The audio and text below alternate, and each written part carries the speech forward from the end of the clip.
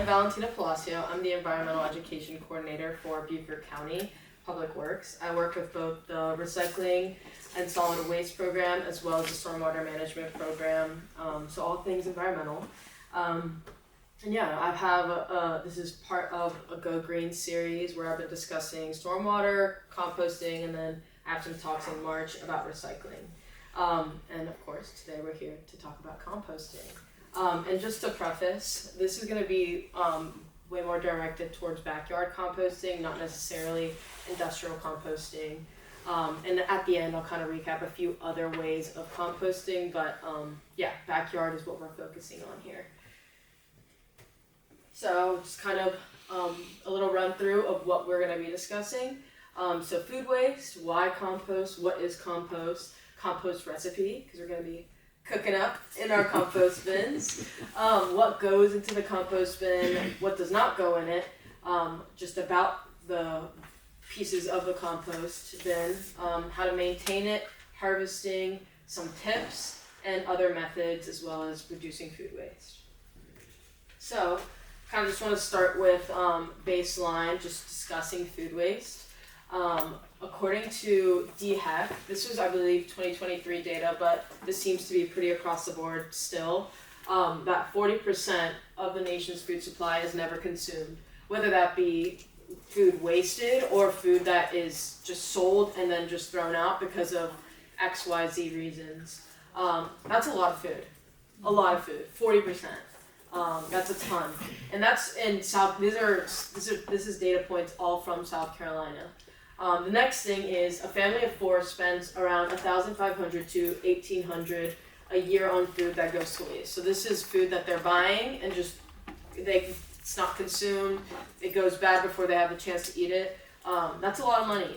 It's a large amount of money, especially for people that's a lot of money for. So it's something to put in perspective. And another point in South Carolina, 1 in 9 South Carolinians are food insecure. So 1 in 9 people in our state don't have, they're not sure if they're going to have money to have food the next week or the next day. So I think that's pretty impactful. And then another thing is food is the number one item that Americans throw away. So that's the number one thing that we're just so easily throwing to the trash. And it's kind of hard to realize, as that's something that we literally need for life to live. So just trying to put a few things in perspective when we're talking about composting. So what is composting? It's nature's way to recycle. So it's a natural process of decomposition of food matter. That then nutrients break down and create nutrient-rich fertilizer that then could help grow more nutritious food. And it's a slow and natural decomposition of organics. Like I said, everything that I said, it adds soil amendment, so it helps with more nutritious soil, and it's an organic plant fertilizer. So why to compost? As I've mentioned, it improves soil health. It helps reduce the use of inorganic fertilizer, also less water when you're watering your plants because there's so many nutrients in that compost. It prevents erosion because it helps grow more vegetation. It diverts food from going to the landfill. It saves money because you're not buying as much fertilizer from the store, you're just making it in your backyard. And it's also because it's a closed loop system. It's always important to try and work within closed loop systems because they're cyclical instead of linear. And composting is like that. So the compost recipe.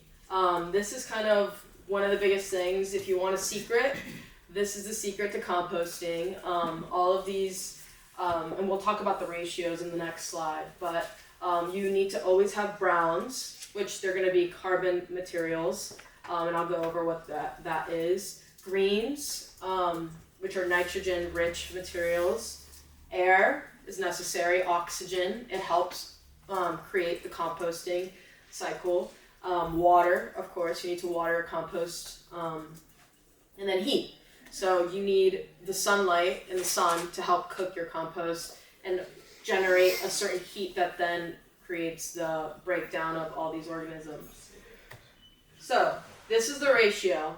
You're gonna need to have 3 parts green to 1 part of, 3 parts brown to 1 part of green.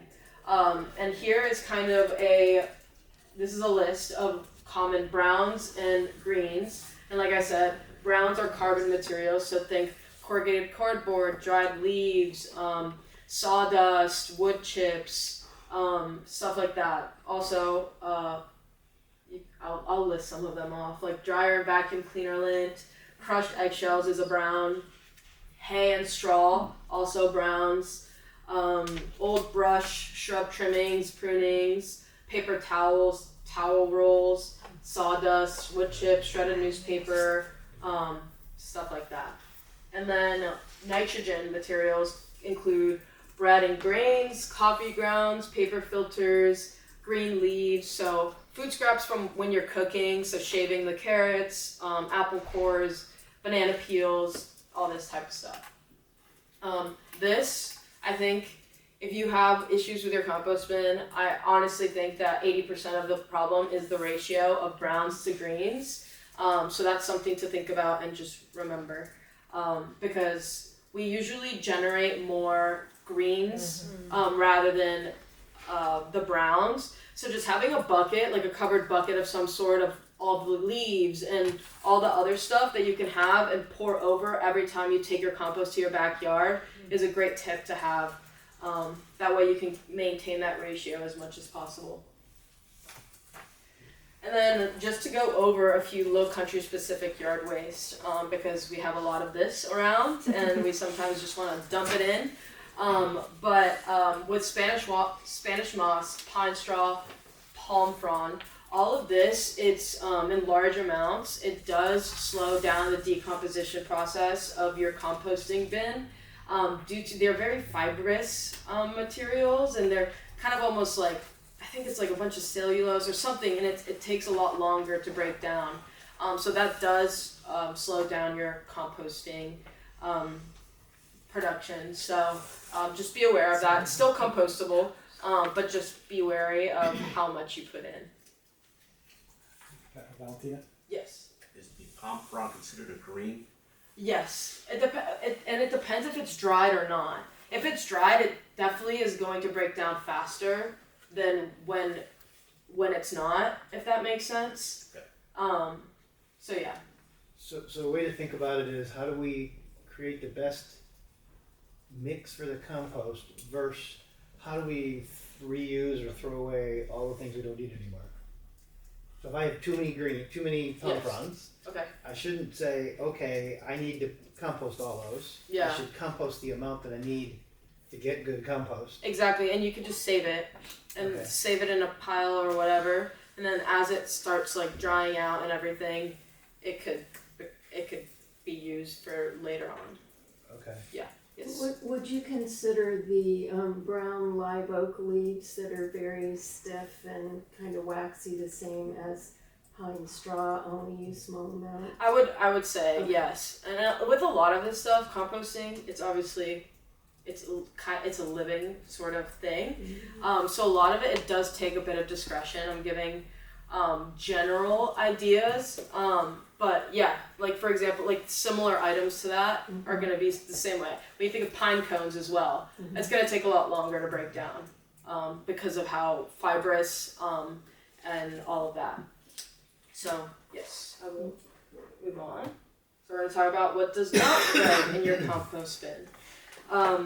So I'll just go over what the pictures first. This is a little tip because it happens to me in my compost bin when I see all that beautiful black rich soil and I see a little plastic sticker in there. I'm like, oh dang it, I forgot to take the stickers off my fruit. So that's just one thing to kind of be aware of when you're putting your fruit into your compost bin. Get those little nuisances of stickers off of your produce, because obviously you don't want those plastics in your compost bin. If it happens to go in there, you'll see it. It sticks out like white, literally a white dot in a whole pile of the rich brown compost. So just trying to be aware of that. Another thing is coal ash. That doesn't go into our compost bin. I think wood ash is okay, but coal ash, no. And then of course, no plastics in your compost bin. Other things also, no glass can't go in there. And trying and being aware of toxic weeds and roots and seeds. Hello. Just because all of that, obviously, the compost that you're making is delicious and great for all these plants, and so sometimes these really stubborn weeds, they can grow like crazy in your compost bin. So trying and limiting the weeds and all of that you're putting in there. Another thing is don't put any dairy products in your compost bin. It doesn't get hot enough. Backyard compost bins don't get hot enough in order to kill the pathogens that these products tend to have. Yes, sir. So let's say you're doing because like, you know, I live out in the country a bit, so I burn a lot of stuff. Okay. I'll burn my weeds and all that, Mm-hmm. and that would be ash. At that point, could I put it in compost? Yeah, I would say Okay. so. Right. Yeah, and I don't think you could put a ton of wood and weed burning and stuff in the compost bin. I have to double check like how much. I would look into how much a ratio is good. Mm-hmm. But I know just coal ash for sure is not good for that. So But yeah. None of the stuff on the grill, huh? Yeah, no, unfortunately. Another thing is meat, bones, and seafood scraps is the same thing. It just is not for your backyard compost bin. That could be broken down in industrial composting processes, but just not in your backyard. Dog, cat, human waste food, same goes for that. Has a lot of bacteria, doesn't get hot enough to make it safe for you to then put in your garden bed. So being aware of that. And same thing goes for oils, fats, grease, and lard. So food that's heavily oiled and all of that, like food scraps or cooked food, just kind of use your discretion on that. If it's olive oil, it's a little bit better, but with other fats and lard, I would limit, like don't put your bacon in there, your old bacon, just because same thing, pathogens, that bacteria that those foods usually generate. And then coal ash, like I said, and then being sure that your stickers on your fruits and vegetables are off. And kind of just, I kind of prefaced this before, but just think about what you would want your fruits and vegetables or plants to be grown out of. Just using your mind, your just intuition, and be intuitive with that. And that's what you're putting into your compost bin. So, yeah, just try and use your discretion with that. Yes, ma'am. Earlier you said limit citrus.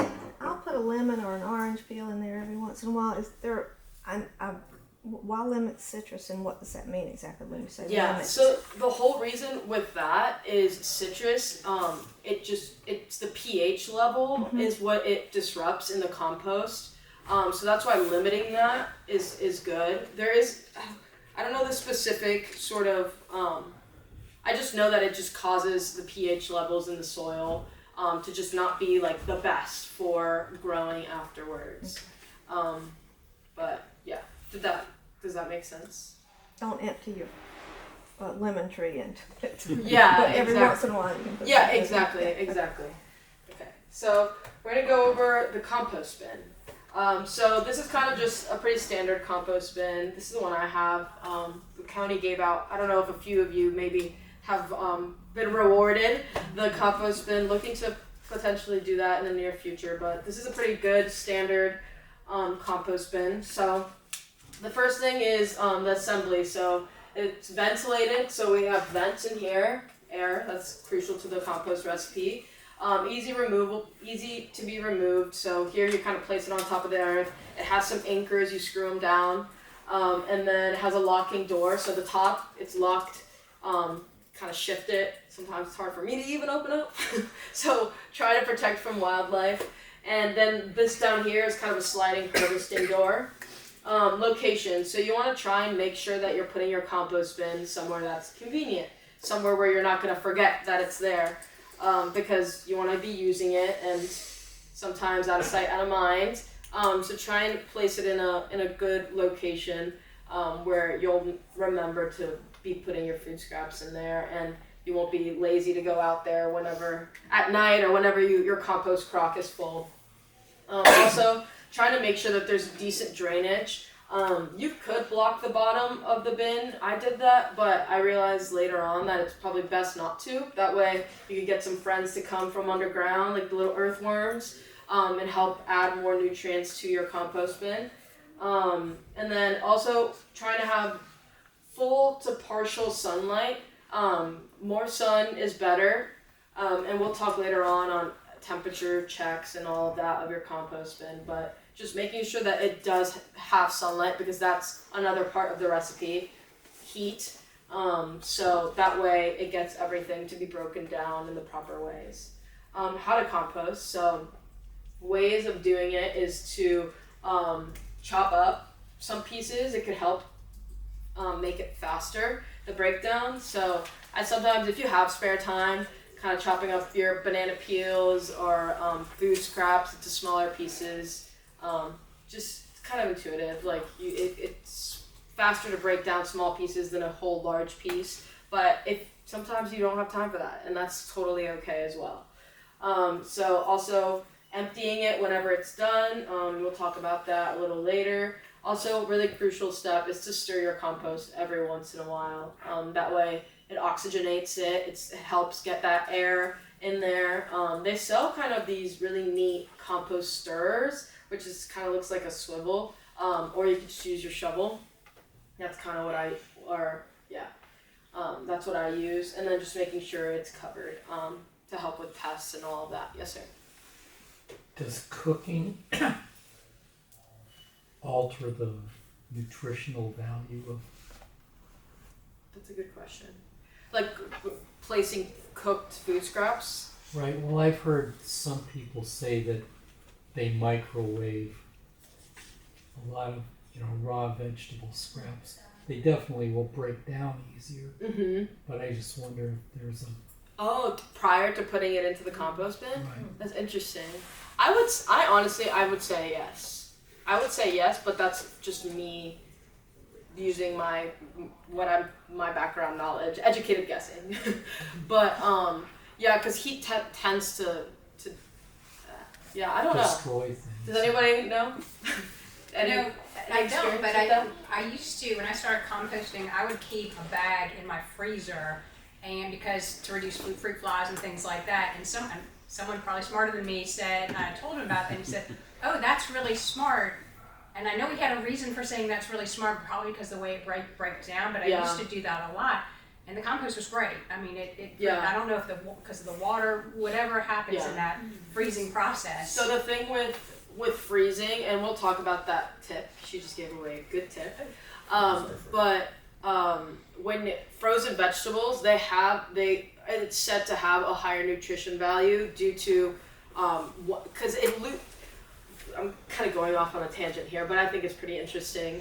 Food, when it's frozen after harvesting, it maintains its nutrient values. So that's why it's important to. They say that if you have regular vegetables that you get from the grocery store, the longer that they're out and from harvested, they lose their nutrients. The longer from consumption to when they were harvested. So that's why frozen things, it kind of pauses and it maintains all the nutrients from when harvested. So you're kind of pressing pause, I guess, but that's more of a technical answer. The heat thing, I'm not really sure though. I would be curious to know that. Yeah, I would, for that microwaving thing, it probably does help break it down, but the way microwaves work, it uses water to basically heat up inside and just basically heat it up from the inside. So I personally wouldn't use it because it's just the breakdown process for microwaves for me is not something I would want to do. I'm even trying to microwave my food as much as possible anyway. Yeah, that's the same with me. So but it does help as far as heat's concerned. It does generate way more heat, so it's kind of like a give and a take. Yeah, it'll break down faster, but it could have less nutrition value to it. Next thing, harvesting. So you can kind of harvest as your compost pile goes along, or you could just wait for the whole bin to be to then harvest it. And another extra step that you could kind of do is use a screen sifter for your composting to kind of sift out those bigger chunks and pieces of items that you place in there that may not be fully broken down. Like sometimes onion peels, they take a bit longer to break down, and you can kind of see those in your compost, and then you can kind of just throw the stuff that you sift out right back into the composter for the next batch. And here's another kind of broken down diagram of the compost bin and its parts. So as I mentioned, the locking top, helping with pests, critters, all of that. Cone shaped, just easy for placing it somewhere. The side ventilation is important to look for if you're in the market for a compost bin. And then the locking harvesting door, which is right there on the bottom. And then, like I said, it has those pegs on the bottom. We get some crazy winds down here, so it's good to kind of have that when it's not full yet. And also for wildlife to not knock it over or get nuzzle in there. I know those squirrels are pretty handy and smart, so. Those are some. Roughly how big is that unit? This one I believe is like. From looking. Yeah, I feel like it's like 30. It's pretty big. 35 gallons. Yeah. Okay. Yeah, Yeah. I would say it's probably to Mhm. here, Yeah. and then like that big. Yeah. Oh, okay. Yeah, 3 pretty feet at large. the bottom, probably. How, Yeah. how hard is it to stir that from the top? How hard? Yeah. I mean, I definitely like hit my knuckles on the side a little Yeah. bit. Yeah. But that's why I would recommend. I mean, it depends on what you want to do, but you could probably find at Lowe's or something that sort of corkscrewer big thing that helps sift it. Yeah. That way, it's like a little easier. Paint I mixer. have a tumbler Pardon me? myself. Paint mixer. but, Or a paint mixer. With That's a also power kind of- drill. The Yeah. power drill. Oh yeah. I'm Like not, for I'm concrete? not 3 really feet long? good with that. I have a bad wrist. I use a pitchfork. I have for 20 years, and I've had an earth machine. I just moved, and I don't have an earth machine anymore. I'm dying to get an earth machine. But a short pitchfork, Yeah. it's so easy for somebody like me to do. Okay, good tips. Highly recommend it. Yeah. Yeah. That way you can kind of just like a bigger fork, and you're just like mixing it Yeah, up. And I have a tumbler, but I saw when the county was giving those away, and I thought about it, but once I looked at it, I wondered how hard it would be to stir it. Yeah, because tumblers, that's the whole convenience Yeah. factor of that, like being able to just toss it around. Okay, so how to maintain your compost bin. So first things first, of course, adding your ingredients to your compost. The next thing is to kind of check the moisture. And a tip that we kind of say is for your compost to have the consistency of a wrung out sponge. If you were able to visualize that, it's still moist, but it's not dripping. So that's kind of what your compost should have the consistency of. To mix it up, it's crucial. Get that oxygen in there, help the breakdown. Checking temperature, I'll go over that in the next slide, what the temperatures you would want to look at. Adding new ingredients, of course, continuing to add compost to there, and then watch it decompose. It's very neat. I mean, a fair amount of you, I think, are already active composters, but it's so cool to see how that breaks down and how much you're like putting in, and then it's like, whoa, like this creates like such a small pile, like compared to how much was in there like a week ago, 2 weeks ago.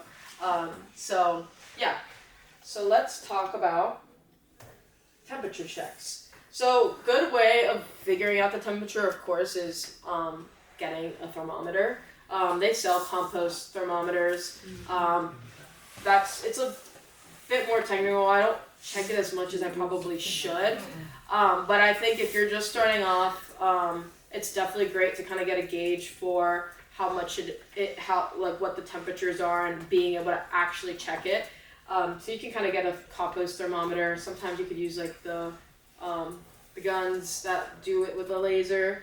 But what you want to look for in your compost pile to have around 130 to 160 degrees Fahrenheit.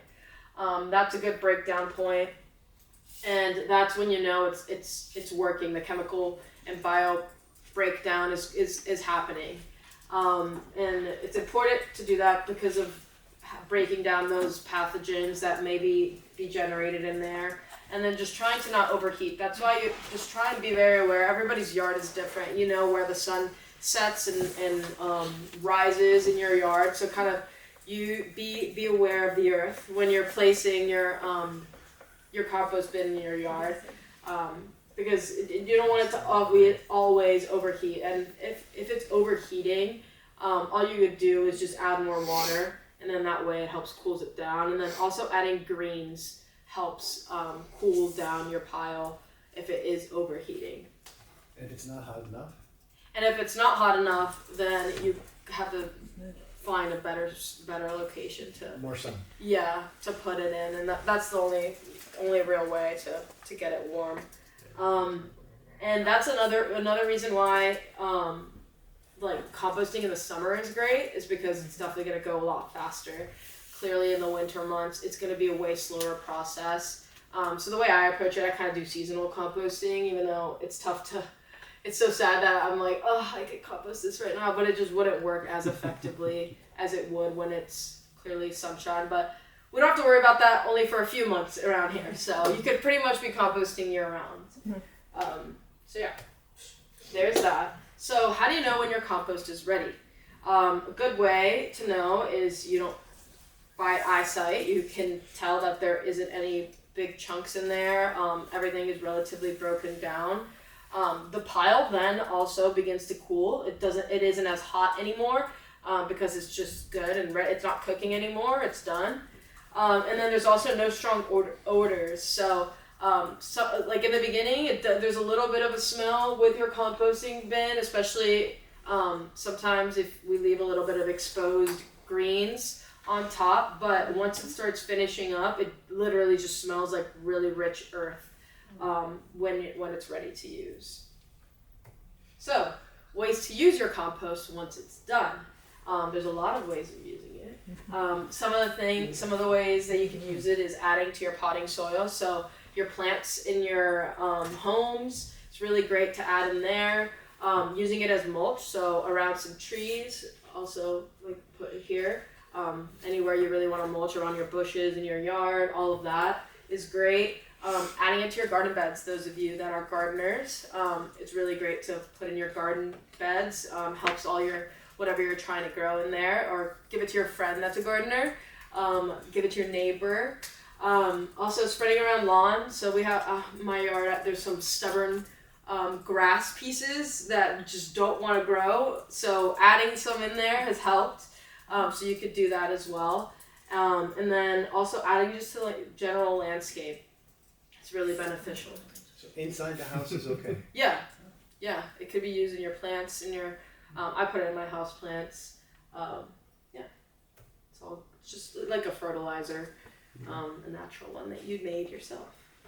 So here are some tips for composting. I think these are really helpful. As you mentioned, I think the best trick that out of here is storing your food in the freezer, just because flies are an issue. Inevitably, even without the compost bin, whenever the crock, when it's on the counter, there's always flies because we like having our doors open and stuff when it's nice. So placing your compost bin in the or compost crock, like your food scraps, in the freezer is just nice because it keeps everything non-smelly until you're able to take it out. And also, we all need to clean out our freezers, let's be honest. So it could be a good time to get some space out of there. Get some old stuff that I think is probably freezer burned, and be able to make some space for your compost crock and food scraps before you take it out. Another thing is to use small twigs, sticks, and leaves from your yard. That could be a good brown material.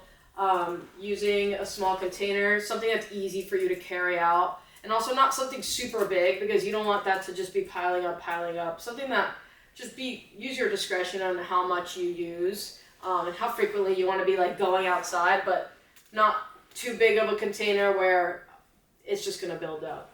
And another thing is chop up kitchen scraps. Like as I mentioned before, it does help with the breakdown process. If you have the time to do it, you could do that. but not completely necessary. Yes, ma'am. Any suggestion for eggshells? So I'll crumble them up, Yeah. but at the end of the day, they're still there. Those definitely take a while. Crumbling those up, I think, it's a good bet.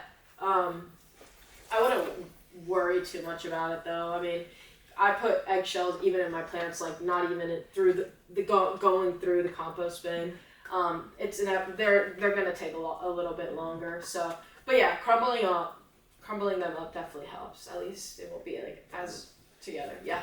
So you said that grass clippings is good to put in your compost, but not to put like weeds in there. Yeah. So our grass Is weeds. is like a mix. Yeah. We have some grass and we have a lot of green stuff that probably is not really I grass. gotcha. So would it be better to just say let's not do that because we don't really know Yeah. for sure? Yeah.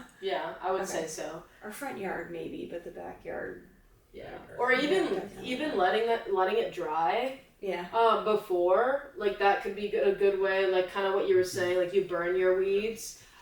So like letting them dry out so they're not as like living and able to survive in it. Yeah. Yeah.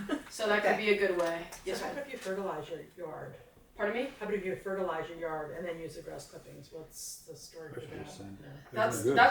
That's another thing that just thinking about what you would want to put in your compost bin and then grow. So if you do spray for like mosquitoes and stuff, just be wary of that. Because those are chemicals and then that they're going to be put into your compost bin that you're then going to grow food out of. So just using discretion, I would say with that. It's a good way. I have two questions. One, how frequently do you stir?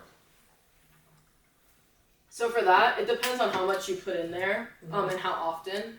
But I would I try and give it a good stir every time that I add something in there. That way, it, like the stuff that's already decomposing gets kind of on top of the new stuff. That way, it kind of helps secure everything and also odor-wise. So I would say, depending on how much you do it, I would try and do it once every time you add something or every other time. I think it's a good And that rule of leads thumb. to the other question. If you keep adding new stuff, how does it ever get done? Yeah, and some people they have 2 bins, because of that So you can same go on. thing. Oh. Yeah, that way you This kind one's- of add until you're like, okay, this is about to be full, and then you kind of let it settle and finish its whole process, and then you kind of have a side pile. But yeah, it is a seasonal kind of progression, but it takes a long time for some of those things to get full. So, kind of picking and choosing when to do that. Is the flies, gnats a good thing or a bad thing? So it says here that I need more brown. Yeah, it's a bad thing. It's a bad thing? Yeah, so you But don't- isn't it helping to eat it? No? No, because it's probably just it's not like doing the correct process. They shouldn't be able to survive in that They should not. sort of heat. Yeah, and there's always gonna be sort of a little bit, but that just means it's too wet. It's not dry enough of the compost. But if you apparently soldier larva is fine and good for your compost, because I was finding a lot of soldier fly larvae in my compost, and I was freaking out because I was like, that's really gross. But apparently that they're good. That's good to have in there. So it's hard to do browns here when like the leaves don't decompose. So I had all that stuff in, took the compost bin apart, and there was all these leaves still. Like it never, like these live oaks leaves just didn't disintegrate. Really? The magnolia didn't disintegrate. Oh, magnolia. Yeah. Yeah. So just trying to dry them out if you can, as much as possible before placing them in there. Because once they're like really dry in the sun, they really do become really crumbly. Live oak. Yeah. Live But- oak. Go get a bunch of that. I don't know. I'm trying to visualize I it. have. Visualize Or it. maybe I've got more too much cardboard brown. or other. Yeah, but kinds yeah, of brown. using cardboard is great. Like your bags from like Publix that are paper. That's a carbon. Easy to shred and put in there. But What about using diatomaceous earth, like spreading that in to handle the fruit flies if that becomes a problem? yeah, you can do that. Yeah. Yeah, you definitely can do that. Dichotomous What's that? earth. It's a white powder. It's like from a shellfish or something like that.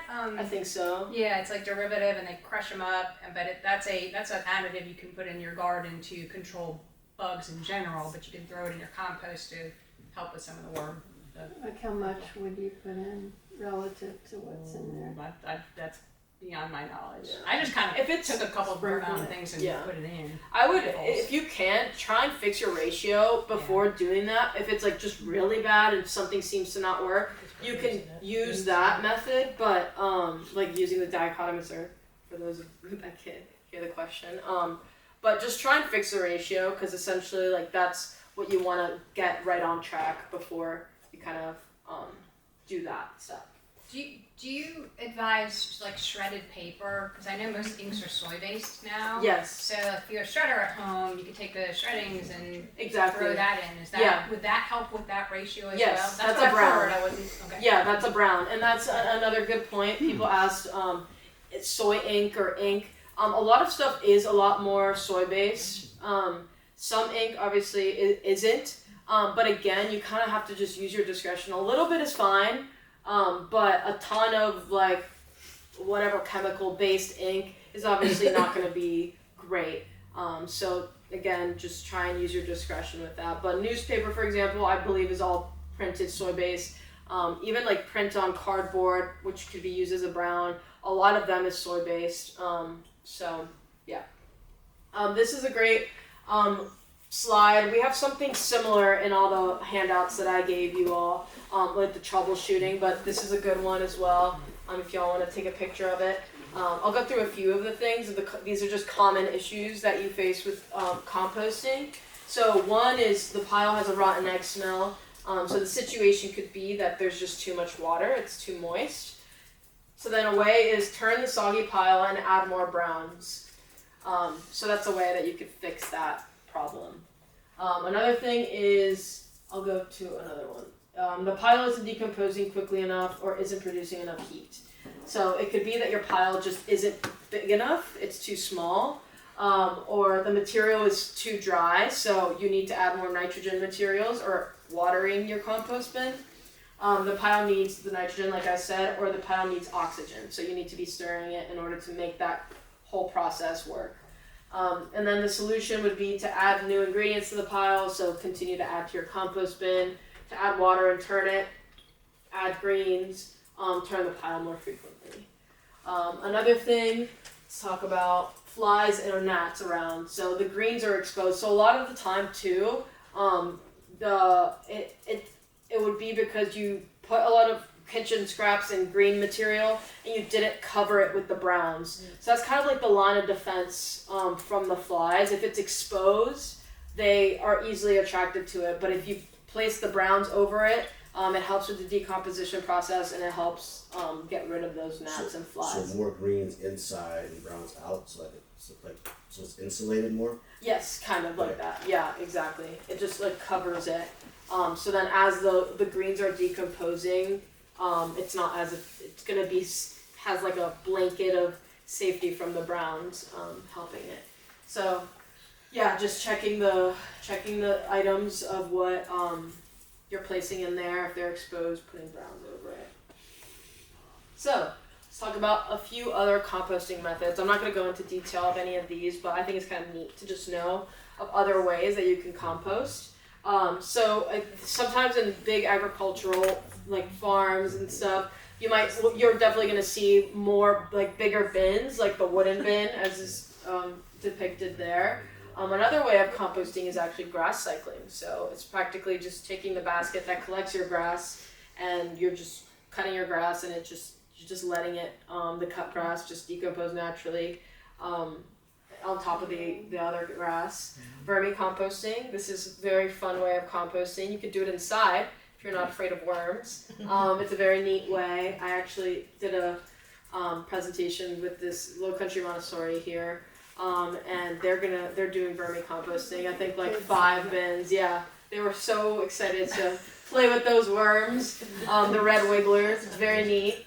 Do you add the worms to them, or they just naturally grow inside there? No, you add worms, but then they like repopulate and everything. It's pretty neat. And then pit composting is a way, literally a big hole in the ground, and you compost that way. Wire bin, that's another way that you can create a compost bin. Like another thing too, like you can make your own compost bin, like the wooden bin, depending on the size that you need. No need to buy it, but sometimes with the ones that you can buy, they have more mechanisms for control, like keeping away pests or wildlife from getting into it. And then 3-section bins, same, it's like exposed, but that it's kind of to your point. It's you have 3 different sections to kind of have different compost bins going on. So I mean, we're all talking about composting. We're of course wanting to reduce our food waste. So let's talk about ways that we can just reduce food waste in general. That way we're not having to. I mean, it's good to compost because inevitably we're gonna have food waste, but and other times we want to just not put a whole banana in the compost bin because it went bad. We want to eat that banana and only put the peel. So I think this is a very neat diagram. This is generated by the EPA in 2023 is when they made this. It still holds true, but they kind of did a comprehensive study and kind of looking at deep diving into what is more sustainable versus less sustainable. And I actually learned a lot from this when I was thinking of maybe doing like a pumpkin composting. And I was like, should I compost them or is it better to feed pigs with them? And my question was answered here. So the first thing to do, the most sustainable, environmentally friendly thing to do is to prevent wasted food. That's the first thing. That's the most preferred. The next thing is to donate or upcycle. So donating food, unused food, is more sustainable, of course. There are other people that can consume it. And upcycling, I was kind of curious. I was like, what does upcycling food mean? But maybe using your onion peels or your orange peels to create clean household cleaning products. Or your onion peels, you could make it into a powder, and it could be your onion powder, that type of stuff. You could do that at home, but also this is kind of in a commercial way as well. And then the next thing is with your food. If you can't prevent wasting it, or you can't donate it or upcycle it, feeding it to animals is the next best thing and the most environmentally friendly. And apparently also leaving it unharvested is fine. Because I guess a lot goes into, like, if you know that you're not going to consume the food, there's so much sort of like energy use and like carbon that's generated from like using a tractor to harvest the food and all of that. So just leaving it there is just more sustainable. Composting is the next thing. So it's 1, 2, 3. It's a 4th thing. So we want to just try and go in that order. Or anaerobic digestion. So that's a different mechanism where it doesn't use oxygen. So anaerobic means without oxygen. Compost is with oxygen. The way that things break down. And then the next thing is applying it to land. So using it, sometimes people like industrial compost is used for topsoil, just because it helps just grow other stuff. So that's some of the towards the end of the least preferred. And then the last one is to avoid completely, is to send down the drain to the landfill or incinerate. A lot of places they burn trash and to generate energy. But if this interests you, I would go. I read through the whole page if it's still up at this point. But I would take a look at this website, and it kind of goes into each category to explain why this is the cycle that they recommend. It's really, really interesting. It takes into account shipping of the food, the energy for it collecting, and all of that. So I really recommend you looking into that if it's of interest. But I think that's really cool to know when you're thinking about food waste in general. So these are some other tips on reducing your food waste that you can kind of use. So the first thing, I'm going to go kind of clockwise here.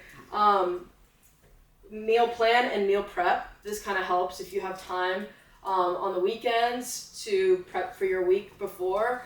I know your tired self throughout the week is gonna thank you for doing that.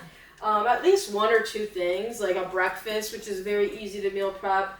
That just kind of helps to not waste food or like stuff to go bad because you just become lazy to cook during the week, and then it gets to the end of the week and the stuff is already bad. So that's a good way of doing it. Storing food correctly. So making sure that you're putting stuff in airtight containers so you're not getting freezer burn or you're not getting that weird refrigerator taste and then you're like, ew, yuck, I'm not going to eat this leftover, or I'm not going to use this onion because it's dry from the refrigerator. So storing things correctly. Adopting a healthier, more sustainable diet. So you're eating more nutrient-rich fruits, vegetables, meals. Very important.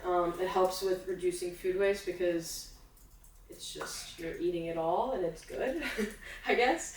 And then buying only what you need. So just trying, it's always better to buy less and then having to get more than, even though you might have to do another trip, but you won't waste as much food. Another thing kind of in tangent to that, starting small, not just going to the grocery store when you're hungry and buying a million things because you're starving and you want to eat it all and you actually aren't going to eat it all. So another tip that's not on here, don't go to the grocery store when you're hungry. I have fallen victim to this way too many times.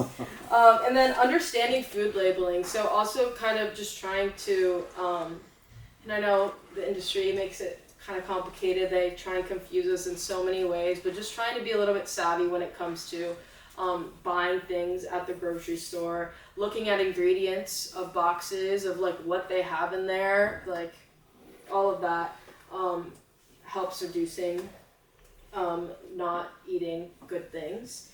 And then another thing is to love your leftovers. I know some people, you're either a leftover person or you're not. I get it.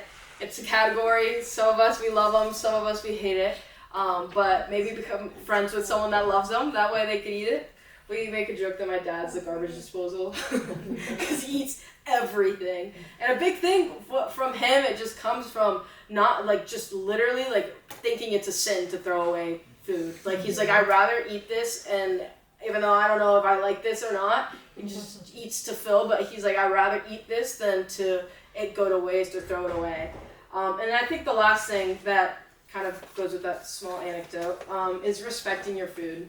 Like I started this presentation off with, food, we need it to survive. A lot of people that maybe you know or you don't know are food insecure. We just trying to respect it and be grateful for what it does for us and what it provides us, which is life. So I think that's just having that consciousness, that awareness that it's not something that we can just throw away and not think about. And yeah, so if you all have any questions, feel free to ask them. Yes, sir. This isn't backyard composting, but a while back I heard that the county was going to get some money from the federal government to do some sort of a composting study. Yes. And I just wondered if you're still going to get the money or you have to pay it back. Well, we got the money. We have it, so that's actually good news. We got a grant, a very large grant from USDA to start a composting program in Beaufort County, and we are still in the works of that. It's just a strenuous process that obviously takes time, but it is coming soon. So for all of you, coming soon. So that program would teach people the composting, or it would be the county doing their own composting? Yeah, we would be doing, and we're not sure if it will be available to Beaufort County residents. It's not that we're trying to figure out if we're going to do it or we're going to find someone that will do it, but yeah, it will be available. We're thinking of doing like a drop-off at various locations in Beaufort County where you can take your food and it will be industrially composted. So yeah, and that would go also in tangent with, we have like a whole education plan that would get in place before we launch the program, of course, because people would love to put a lot of random things in there. This already happens with recycling, so we want to make sure that what we're putting in our compost that we're gonna do is the right things. Anybody else? Yes, ma'am. Do you know when you're going to bring back the ability to buy a more affordable green machine? Because they're expensive out there. Yeah, they are. Not sure. I am gonna. We are working on setting some money aside for the budget next year. But yeah, I will definitely be how you all found out about this. Hopefully, it's gonna be the same way that we'll advertise whenever that happens again. But definitely, I'm setting my sights and trying to make that happen because a lot of people loved it. Yes, ma'am. Did you have a question? Yeah, I do. And I just heard about this, so it got me concerned. So tea bags. So coffee grounds, I just take the coffee thing, throw it in the good because it decomposes. The tea bags, I've just read that there's a little bit of plastic in them. Have you heard that that's?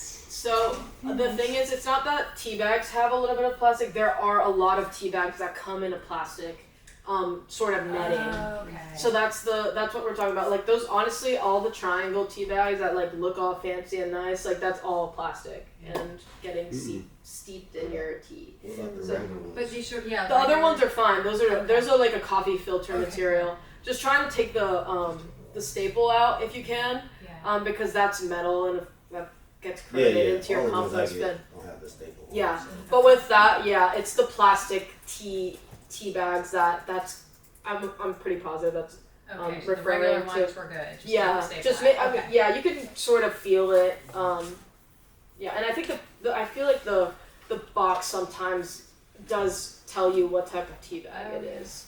At Could least you for just some. cut the bag and empty the tea into You could do that as well. Exactly. You can just cut if it is a plastic one, you could just empty it into your compost crowd. She just mentioned. Yes. I've never done this before, the composting thing, so could you give us a feeling of scale? You told us how big that bin was that you use at home. Is that good for a family of 2 or a family of 10? So I mean, it could be for anyone. It'll take longer for you to fill it up. If it's less people that are consuming, then if you have a family of 4, you're obviously going to be producing more food waste. So it'll just take longer to fill up or like for your compost to be ready because you usually fill it up in order to then let it settle and do its thing and then harvest it. Does that make sense? I bought a Kind drum of, but that has 2 sides, and one you fill, and then the other you let that cook, and you fill the other side, and you can just roll the. Mm-hmm. Yeah. But it's just if you want, it just takes longer. So if you produce less food waste, I would get a smaller one because it will just get done faster, and you'll be able to harvest the compost faster than if you had a huge one, and it'd just take a lot longer for it to harvest. okay. Yeah. We have the big county one at our house, the giant one, and it's just 2 of us, and we have like maybe like Yeah, because it this breaks much down in the fast. we have like this much in the bottom of it right now, and we've had it for a year. So it's just slowly. I think we added topsoil to it to start to kind of like hopefully start the process a little faster, but it'll take us a really long time to actually Fill it. So yeah, that's what it'll just take longer for your compost to be done Okay. if you have a bigger one. Even at a 3-to-1, 3 browns to 1 green? Well, we've not been good we're about gonna that, redo so we need to do Okay.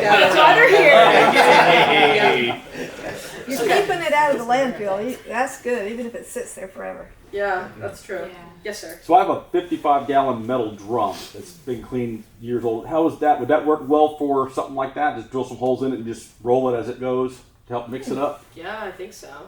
I would look online just to make sure, because the biggest thing is making sure you have proper ventilation. Mm-hmm. You have oxygen that's able to be put in there. But yeah, you can DIY a compost. Mm-hmm. I don't want to say bin because it doesn't have to always be a bin. It could be like a wooden like a wire fenced in area. But yeah, get creative with it. Mm-hmm. Just kind of piggybacking off of what she's saying, is there when we talk about the ratio, if I have this huge bin and this little bit of compost, it sounds like it's taking a while, right? Mm-hmm. So is it smarter to have like the segment when you store something, in a plastic bag, you want it to fill it up as much as possible, and that way it works better. So in other words, if the container is small and I have a small compost, shouldn't theoretically that work faster?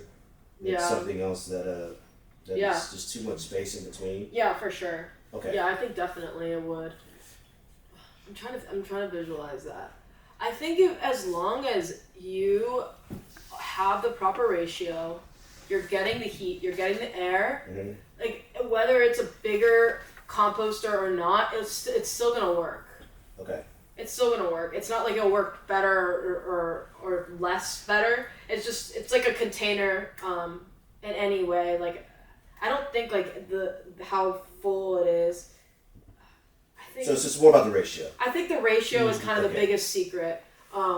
Because I know in there sometimes it says if your compost doesn't seem like it's working, the pile is too small, so add more. But I think it's adding the proper ratio. And that's 3 brown to 1 green? Yes, ma'am. Yes, ma'am. Okay, so, and if you have any further kind of questions, like please feel free to come and talk to me afterwards. But I did want to share, this is a QR code to like a mailing list to be able to join. And I'm just kind of collecting emails to let you know when other environmentally related presentations, workshops, or things are happening. So if you're interested in doing that, there is that, and I could share that. And then here also, I do want to share, they have this I think here, but we're in Beaufort County, we're looking at modifying the plastic bag ordinance. So if you're a business owner that does food service, if you have any friends, please fill this out. We're trying to gather as much information on whether Beaufort County wants to modify the plastic bag ordinance to ban all plastic bags, and we're also kind of gauging for styrofoam products, etc. So please scan this on your way out and fill it out. We want to, obviously this is open to the public where we need to get feedback, so check this out on the way out and share with your friends. And also, like Fiona mentioned, the branch manager, she has some sort of handouts over here, so kind of take a look. I brought some recycle guides. Residence guides are a really great resource if you go to the convenience centers and want to know and make sure that what you're recycling is proper or not, as well as other resources on hard to recycle items. So thank you all. Here is my contact information if you want to take a picture. I don't think I have any cards left right now, but please feel free if you have any organizations that you're a part of and would like for me to come speak. I'm always welcome for that. I would love to do that. And if just any kind of questions in general that you may have, please don't hesitate to reach out. You guys spam a lot. If I sign up for this, we might get a ton of emails. No, this will just be, I know, that's a question that people sometimes ask. No, this will just be solely for, like, events like this will reach, I mean, maybe I'll be spamming you, but for good things. Like, there's gonna be a lot of workshops or presentations, but it won't be anything crazy. As long as you would be interested in knowing about what's going on, it should be pretty normal. If we already get the county. Yeah. How do we get it? Yeah, well, just reach out to me, and then I could just send it over. Yeah, if you all wanted access to this presentation, just email me, and I'll be able to email you a PDF of the presentation. That way you have it all. And yeah, if you want me to present, also, happy to do that. Yeah, thank you all for coming. I hope your compost is nutritious. Thank you.